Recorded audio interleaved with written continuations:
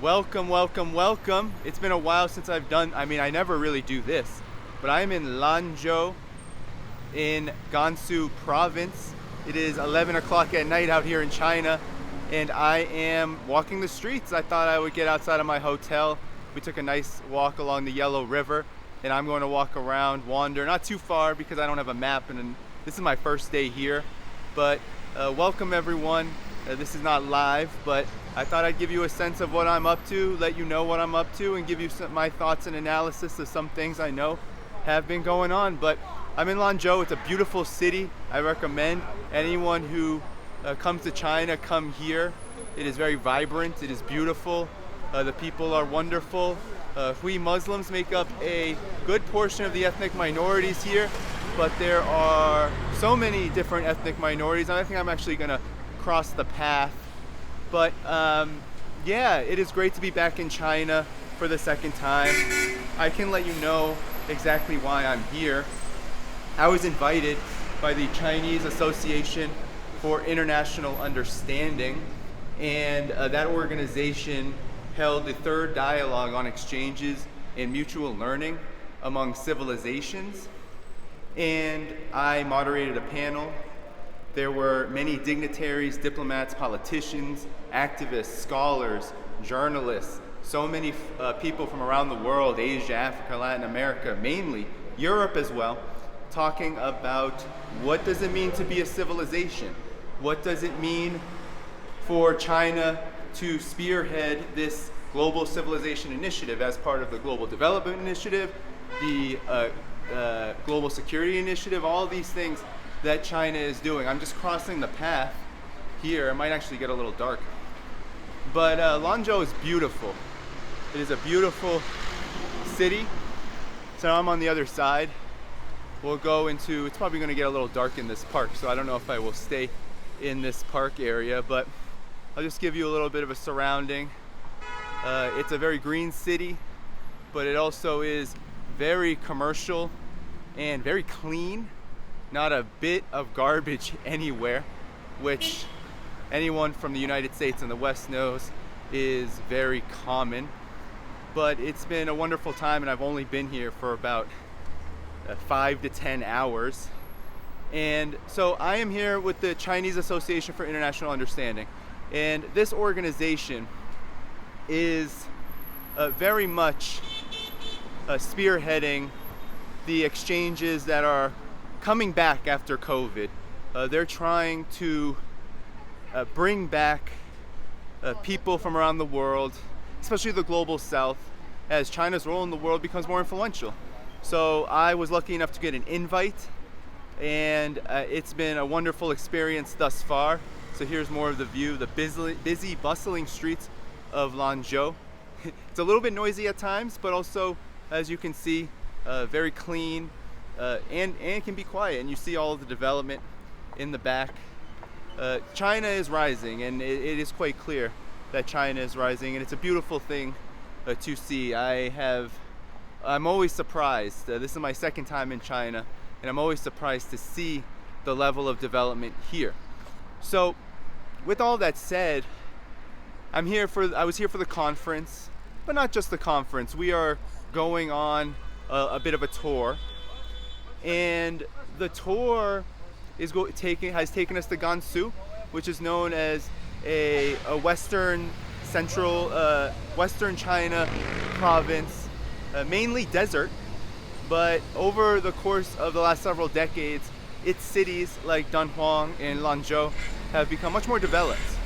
And these cities are spearheading a kind of a tourism revolution. All right, here comes a truck, a garbage truck, it looks like. Yeah, this is way busier than I thought Lanzhou was going to be. I thought it was going to be mainly a city that deals in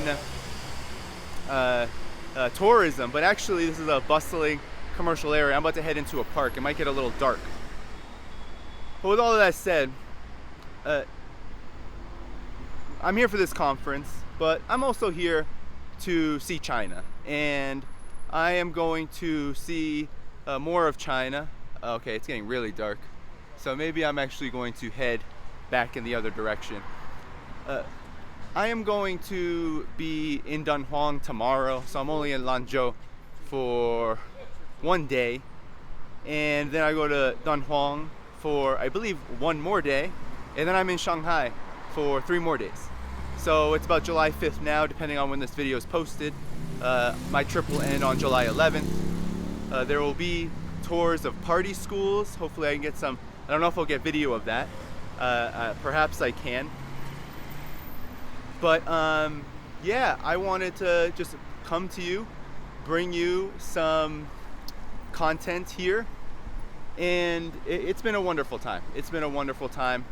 I've been enjoying my time in China. I've taken the public transit. I met up with Li Jingjing, but I call her Li Jingjing Li more appropriately. Friend, CGTN anchor, you know her from my streams. And we've had a lot of fun. We had a lot of fun in Beijing. We met twice. She was at the conference, and then we met for Hot Pot with a few other supporters. So thank you to all my supporters, by the way, YouTube members, especially Patreon subscribers, YouTube members, Substack members. You all are wonderful. And make sure that you support. Make sure that you support this channel if you are able. And all those links, of course, are always in the description of all the videos. But with that said, I'm just walking around China, and there's a lot going on in the world, though. So as I was moderating a panel with folks from South Africa, Thailand, all across Asia, Kazakhstan, you name it, I was speaking with diplomats from everywhere. On my delegation, I have the chairman of the Russia-China Friendship Association. I also have the former ambassador to China from Egypt, as well as I believe he was the vice foreign minister or deputy foreign minister of Egypt for a while, Ali Al-Hafni, and I hopefully will get interviews with them. So here I'm just in front of now a kind of little pond structure here. It's a beautiful city. It really is a beautiful city. And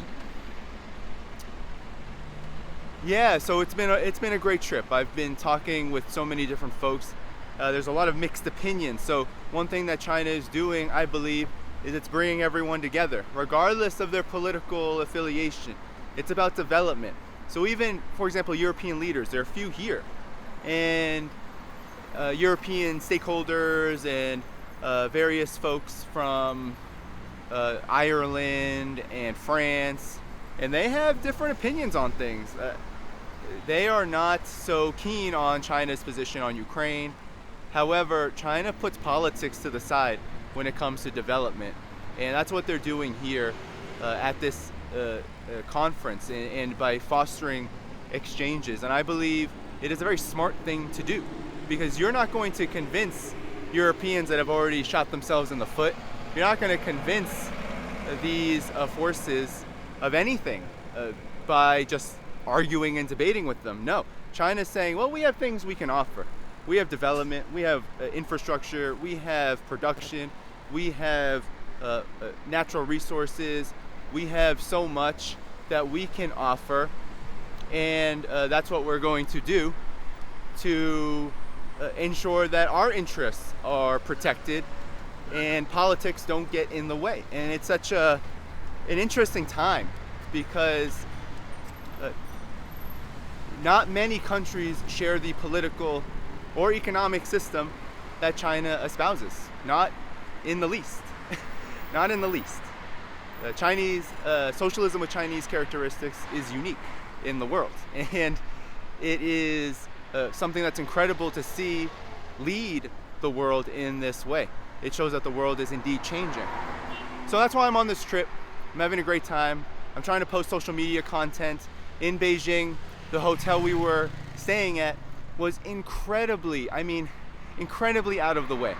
It was a resort for like world leaders, and its internet was actually quite poor, and I have data service that I brought here. So fact check, the Great Firewall does not apply to those who are willing to spend some per month for 1 month, depending on how long you travel, for 1 month for data roaming, which is what I did. And so I can use all of the apps, I can use everything, you know. China's not arresting me, the Chinese police aren't arresting me so here I am in front of a park now, another park, along the highway or busy street. And so I didn't have good internet and I didn't even have good service. So I actually interviewed a woman, Emily, who is studying in Beijing. She's a part of the Communist Party USA. That should be going up soon now that I have faster data and speed out here. Hopefully I can get it up soon. And I interviewed her in Beijing, and we had a really candid talk about her experience as a Chinese American. She actually was born in the US. Her family's from China, and now she's moved back. So, I hopefully will get more content to you as well. So that's why I'm here, and I'm hopefully going to get really good interviews with these two folks using this equipment. It's all I brought, is vlogging equipment, and we should have a lot of fun. With all of that said, though, there's a lot happening in the world as I speak. As I'm here, there was a travel warning updated by Biden's State Department. And Biden's State Department updated this travel warning. And I'm here. I'm from the US, I'm here. I don't feel scared. I don't feel like the police are gonna arbitrarily detain me. I actually was stopped by the police in Beijing. And I'll tell you why I was stopped. I was stopped because I was interviewing Emily with Carlos Martinez and another person, part of the delegation. And as I was doing it, the police were, I think, informed by someone on the streets that there was some suspicious activity, foreigners maybe harassing a Chinese resident. And because my equipment is not fancy, but it looks, I have a mic and I have a stick, and so they came up to us and asked us for our passport, a police officer, and that stopped the video and all of that. And the reason was, according to the person I was with, Emily, was that they thought we were Western journalists that didn't have the permission to conduct interviews with Chinese residents on the street, that there's a protocol for media to cover things just like is warranted under the circumstances that China finds itself under. So I found that very interesting. It was very not intimidating at all. It was very friendly, and it was over in a minute or so. But with all that said, that was an interesting experience to have, because I've never vlogged in a foreign country like this. I did it in Europe, but certainly not a country that is being attacked by empire. I was doing that in the belly of the empire and doing it in a controlled setting. I did it in a book launch, not on the streets. And so that's how attentive China is now to the West.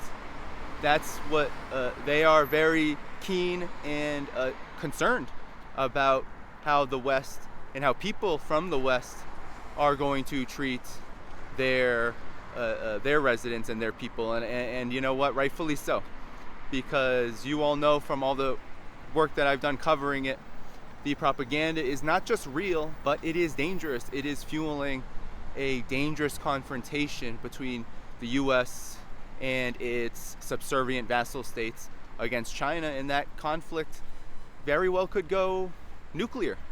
So I do not blame China for wanting to protect its sovereignty and also look after people who may be being harassed, because it has happened before. How many times in Xinjiang, Uyghur Autonomous Region, have Western journalists gone there and fake reported genocide and all sorts of other so-called, I'm crossing the street so I don't want to get hit, other so-called stories of what have you, concentration camps and missing people and all of that. So this is the world we live in. But you know what? I'm here now, vlogging on the streets of Lanzhou. I don't see a police officer around. And mind you, when I was in Beijing, we were doing it in like the middle of the shopping district, middle of Tiananmen Square. So the concern about Western journalism in that area is actually much higher than somewhere like here, where you're not going to find many Western tourists here. But with all of that said, I have that interview coming out. Hopefully the Russia-China Friendship Association, Sergei, I think his name is Sergei Sanakoyev, and Ali Al-Hafni, those are the people I'm hoping to get interviews of. And it should be great because they are very solid. Mr. Sanakoyev has become a great friend of mine. He is someone who understands the Ukraine conflict to the T. He has met with the highest level Chinese officials, and he is someone who spent a lot of time in China, someone who understands China, and someone who understands Russia. And he has a lot to say. He's also a communist. He's not a part of the Communist Party of Russian Federation, but he is a communist.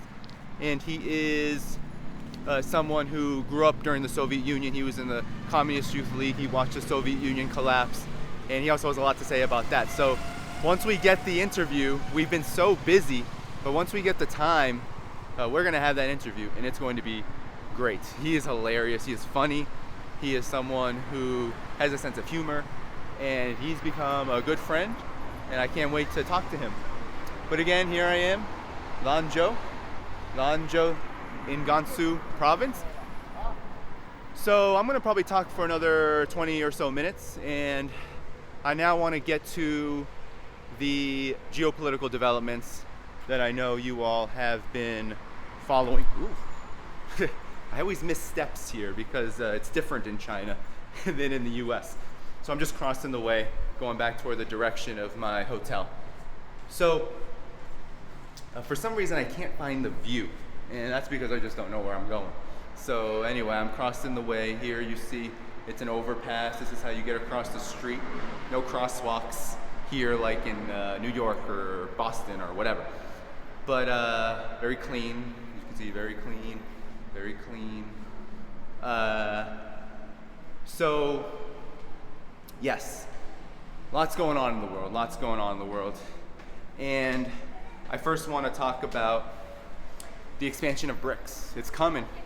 And there was the Shanghai Cooperation Organization gathering, and I believe that happened in New Delhi. Actually, no, I think it was online, but it was hosted by New Delhi, by India. India is now the rotating chair of the Shanghai Cooperation Organization, and Iran has now joined. So Iran is now a member of the Shanghai Cooperation Organization, and that is a huge win for multipolarity and for a world order that is not dominated by US and Western hegemony. It's a very good thing. And so it's another step in the right direction to fighting sanctions. Xi Jinping, Vladimir Putin all came out and affirmed that sanctions and color revolutions and any undermining of sovereignty is of topmost priority for the Shanghai Cooperation Organization. So these countries are ready. And it's not just the Shanghai Cooperation Organization, because Saudi Arabia is a dialogue member, I believe, not yet a full member. I believe there are many others that want to join. But you also have BRICS. BRICS is about to have their summit in about a month, next month, in August. And during that summit, they're going to talk about membership. They're going to talk about more members. They now have 40 countries that are interested in joining, in addition to Brazil, Russia, India, China, and South Africa. And this will be held in South Africa.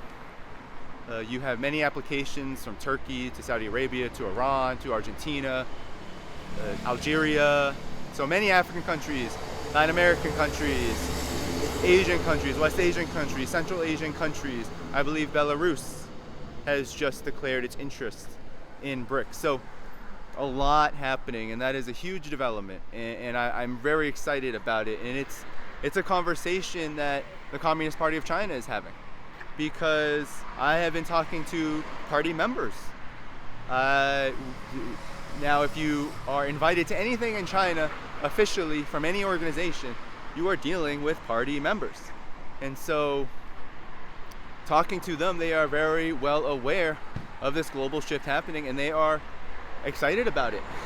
They want to see it. They believe in South-South development. They believe in the principles that Xi Jinping has put forward. I've met a young Communist Party member who is helping out with this delegation, and he has been talking a lot about the inspiration of Xi Jinping to young people joining the party. And it's really interesting to hear. It really is very interesting to hear how China is not just leading the world in this broad sense, but you can see it in the leadership that's being developed. I've also been trolled a lot while I'm here. I'm the only American that was invited on this particular delegation. And I think out of a conference of 400 plus people, there might have been 2 Americans. So it's not common for Americans to be here because of how poor relations are right now. So this is a very exciting time. BRICS is going to expand. De-dollarization is going to accelerate. And it's happening within the context of this conflict in Ukraine, which now is reaching another hot escalation point with the Zaporozhye nuclear plant that is under threat. And you hear the Western mainstream media, of course, trying to say it is Russia that is going to be causing an escalation in this way, which is ridiculous. Because why would Russia attack a region of eastern Ukraine, of Donbass in Zaporozhye? Why would it attack this region and sacrifice not only the heroic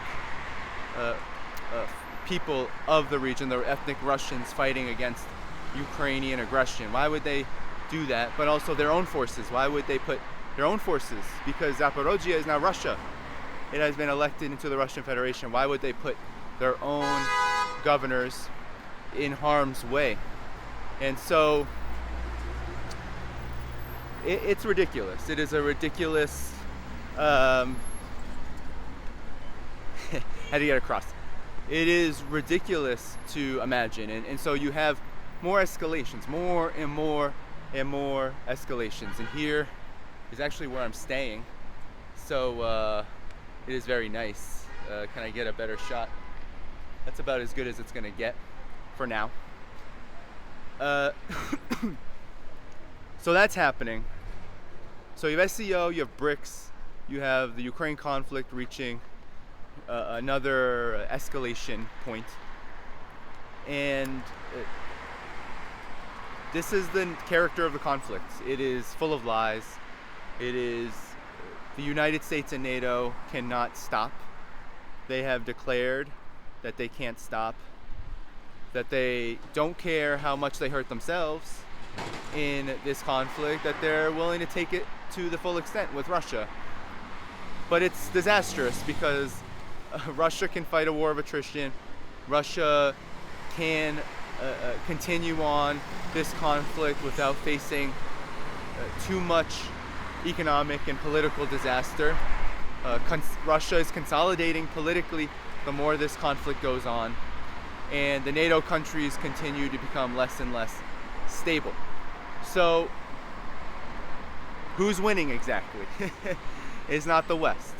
And no horrific attack. I mean, if they blow up or attack this power plant in the way that they're trying to claim Russia is going to, it's going to hurt a lot of people.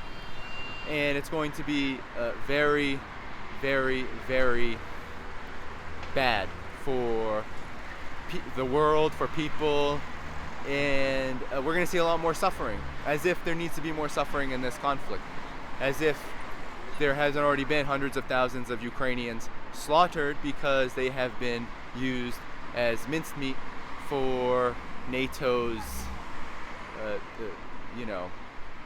permanent war on Russia. They have been sacrificed for a dirty war. And unfortunately, because of the way that the US and NATO have suppressed and oppressed Ukraine, how they literally created the situation in 2014, even before, creating the political conditions for a permanent war through a coup, color revolution, supporting fascist and far-right forces. By doing that, it's created a disaster. Ukraine is a disaster right now. So we're going to continue on this conflict. Russia's going to continue to steamroll. It's going to continue to do what it's doing because it is the smartest thing to do.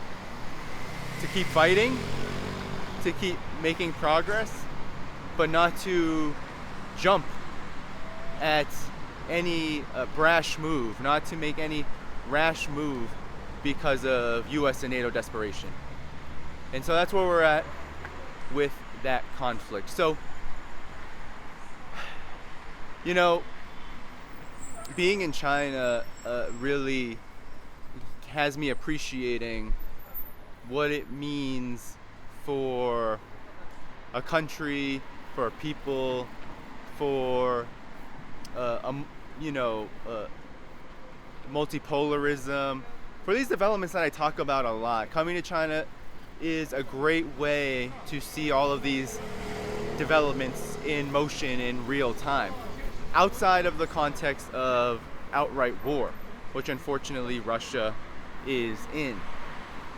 But of course, I also want to travel to Russia, and I know many people who are friends of my show, friends in general, from Scott Ritter, Dimitri Lasseris, Dan Kovalik, and many others, have made that trip to Russia. I think that coming to China, just as in coming to Russia, you see these things in motion. You heard Scott Ritter on my channel talk about how much Russia has progressed over this time. Well, when I come to China, I see all of the progress. I see the development. I see the clean streets. I see the electric vehicles everywhere. I see the massive amounts of public transport, how effective it is. Here in Lanzhou, they just opened this year a 2-line metro system. We have not yet taken a high-speed rail, but we're trying to actually do that to the airport tomorrow. And I will vlog that if we are in one. Believe me. I have been hesitant to vlog because it's a very professional, dignified delegation, and it's kind of a hassle to ask everyone if they're willing to be videoed at any given moment. But I'm going to do that if we're on a high-speed rail. Believe that. So stay tuned if so. So yeah, being in China, you see all of this, and you just see the level of, talking to actual party members, talking to people who are in the Communist Party of China. I've also talked to non-party members while I'm here. On the plane, there was a woman, she spoke English. I talked to her as a non-party member, her parents are in the party. She doesn't feel like she can take the pressure right now. She needs to focus on her own career. But talking to party members, you do get the sense that there is a real deep knowledge of what they call Xi Jinping thought. And that has a lot of implications for the world, because Xi Jinping thought and the leadership of Xi Jinping is really the leadership of China becoming a global power. It is really the era where China ascends into world leadership in a manner that it was not in before, in a position that it was not in before. It is the era of the Belt and Road Initiative, which was launched under Xi Jinping and has been an enduring theme throughout the conference that I was in. But everywhere we go, we had dinner today with the Department of Culture and Tourism here in the municipality of Lanzhou, and they brought up the Belt and Road Initiative, right? Talking about how the new Silk Road runs through places like Lanzhou and Dhaiphong. And I was speaking to one of the staff members of this department, and they said that Dhaiphong, where we're going next, is really it's a very interconnected city and region, Gansu, with Xinjiang Uyghur Autonomous Region. So they are very connected. They are close in where they are in China regionally, and they are connected by rail, they're connected by flights, and ethnically there's a similar makeup, just different quantities of various ethnic groups, but similar ethnic groups, and a similar commitment to development where development really didn't exist before. So I'm now walking in the opposite direction. This is interesting, and seeing it's very beautiful. I mean, there's a lot of cars on the streets. It's a little quiet on the sidewalks here, especially. But you know, you have China really putting things into motion. You see that. You see the investment in green. You know, making cities more green, improving livelihoods. That's really what China focuses on, and everyone I've spoken to has that on their mind. And when they talk to me, when they've asked me questions about the United States, a lot of the concern is, well, why isn't the United States focusing on the enduring problems in the United States? Why can't they understand that China wants cooperation, doesn't want interference, right? Why can't that be understood? And it's a good question. You have Janet Yellen here. She is going to beg China to help the U.S. economically, but you know that Janet Yellen is not going to end the trade war or agree to, although it's not her department, Secretary of Commerce, I believe, it's their responsibility to level sanctions or not level sanctions. But you know that Janet Yellen is basically saying, no, it's you help us, but we're not going to help you. What kind of relationship is that? That's the neocon mentality. That's the mentality of hawks, economic hawks. And that's what you have in Janet Yellen, Antony Blinken issuing that travel warning before she comes. I mean, this is just like Antony Blinken going to Beijing not too long ago. And after he comes back, Joe Biden calls Xi Jinping a dictator. And after what was considered to be a possible thawing in relations ends, that goes away, because the United States ruling elite, the political class, the neocon foreign policy establishment, all these forces, military-industrial complex, they only have one thing on their mind, and that is U.S.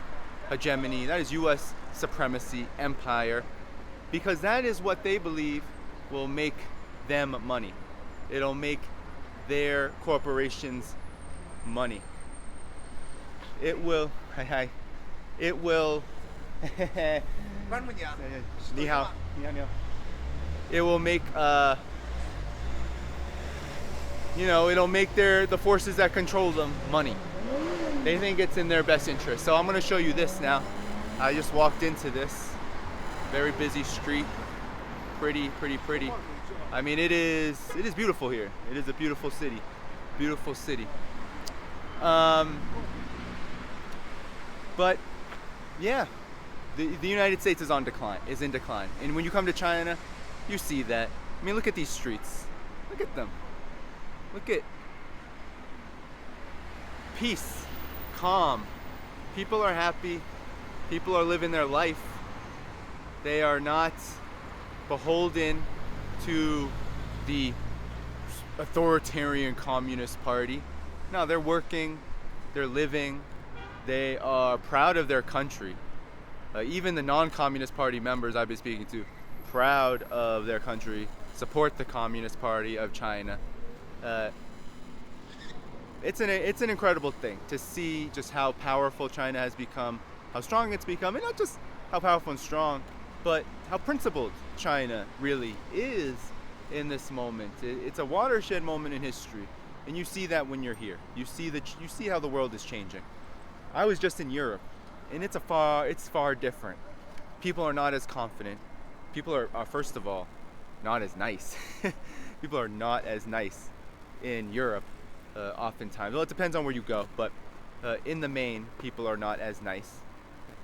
And there isn't as much enthusiasm. I'm actually going to turn around and go back. It's getting a little late. I need to wake up tomorrow and get out of here. But this is where we're at in the world. This is where we're at. We're in a changing world. I'm glad that I can do my part. I've been telling everyone here, because as the only person from the United States, I can tell that there isn't a lot of enthusiasm about the United States right now. There isn't a lot of hope for better relations. And so I've been trying to forward the message that I'm trying to do my part in whatever small way I can through what I do to tell the truth about the real China. Like, this is the real China. It's a normal place. It's a great place. People are living their life. They're building families. They're working. They are trying to build a better country. They're trying to build up a civilization. They're trying to rejuvenate a nation. They are trying to end poverty as we know it. They are trying to build a peaceful world. They are,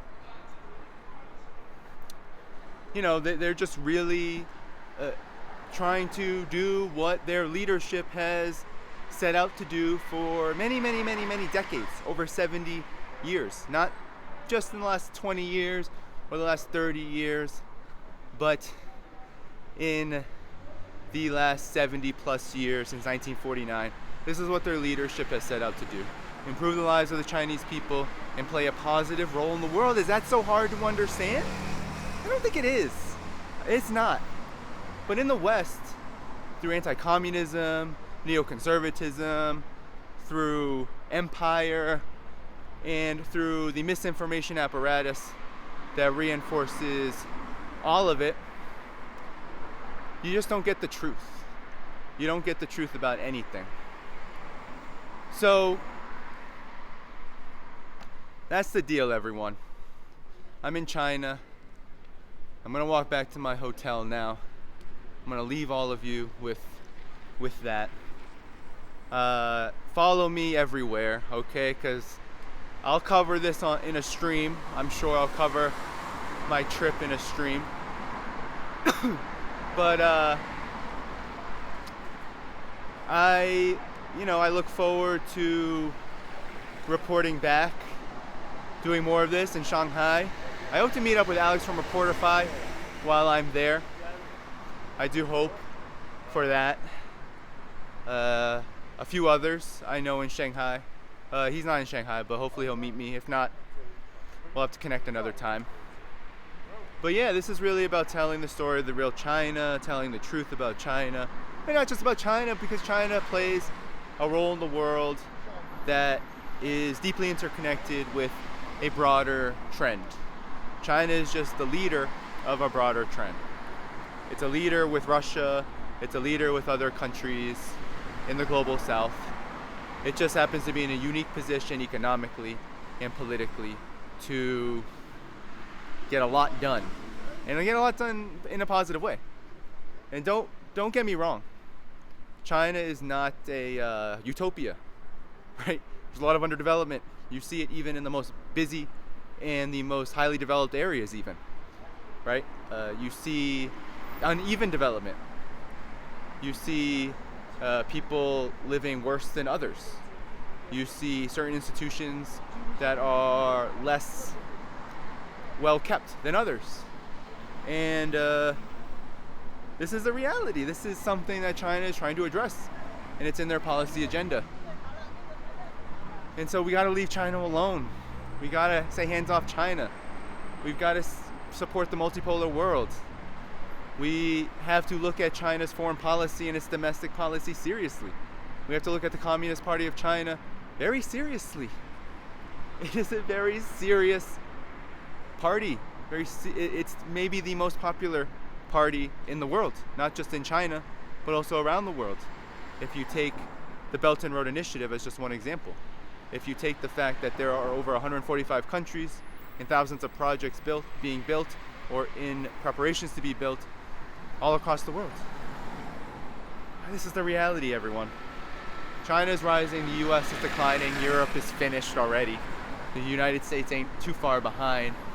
And it's just really good to be in China for a little bit. Too short, but I am grateful to be here because, you know, I put in a lot of work into this.